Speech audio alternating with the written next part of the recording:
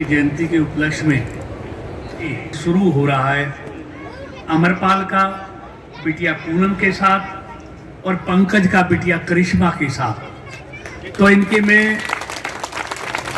सुखी दाम्पत्य जीवन के लिए प्रभु से कामना करता हूं कि उन पे प्रभु की हमेशा कृपा बनी रहे और उनका दाम्पत्य जीवन आनंद और खुशियों से भरपूर हो, ऐसा ऊपर वाले से प्रार्थना करता हूं। देखिए 14 अप्रैल बाबा भीमराव अंबेडकर जी की जयंती है और जैसा भाई मूलचंद जी ने अभी बताया आप सबको कि हमारी पार्टी ने ये तय किया है केंद्र लेवल से और मंडल स्तर तक 1 तारीख से 1 अप्रैल से लेकर और 14 अप्रैल तक हम पूरे देश में निचले स्तर तक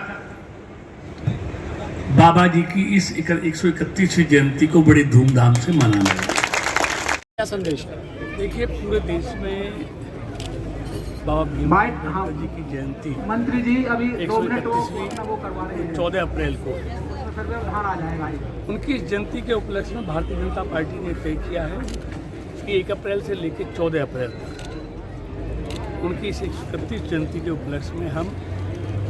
जगह जगह सेवा के प्रकल्प चलाएंगे, सेवा के कार्यक्रम 1 से 14 तक 1 से 14 तक उनकी जयंती मनाएंगे। और बाबा जी ने जो योगदान भारत के संविधान में, तो संविधान निर्माता हैं, भारत रत्न है,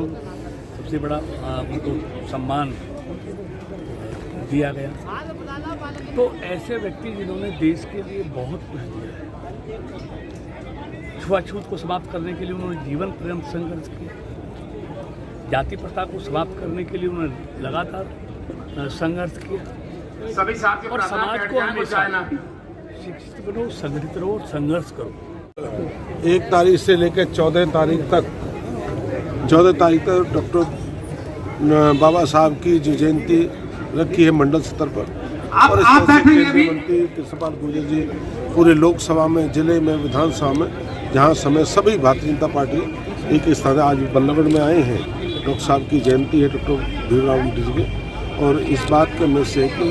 डॉक्टर साहब ने सबको दिया है और डॉक्टर साहब के सम्मान में सब लगे। और केंद्रीय मंत्री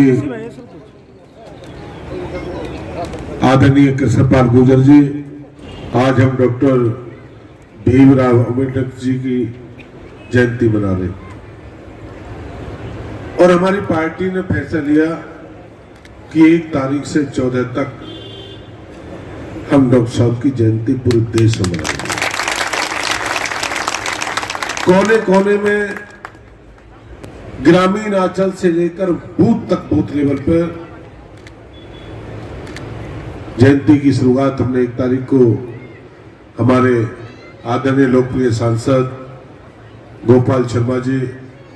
और लगातार ये चलेगी। और डॉक्टर साहब एक निर्माता थे और दिशा देने का डॉक्टर साहब ने काम किया। अंतिम व्यक्ति जो पंडित दीनदयाल उपाध्याय जी ने कहा, अंतिम व्यक्ति जो अंतिम पंक्ति में व्यक्ति बैठा है, जिस मूल मंत्र को लेकर हम चल रहे हैं, भारतीय जनता पार्टी और डॉक्टर साहब के दिखाए हुए रास्ते को लेकर कि अंतिम पंक्ति में जो पीछे खड़ा व्यक्ति दुबला कुचला, उसका विकास कैसे हो, अग्रिम पंक्ति का विकास हो जाता है, बड़े लोगों का विकास हो जाता है, धनवानों का, बड़े अधिकारियों का। जिस घर में नौकरी ना हो, जिस घर में कमाने का सहारा ना हो, जिसको रास्ता ना हो, उसको दिशा देने के लिए भारतीय जनता पार्टी ने पूरे देश में अभियान चलाया।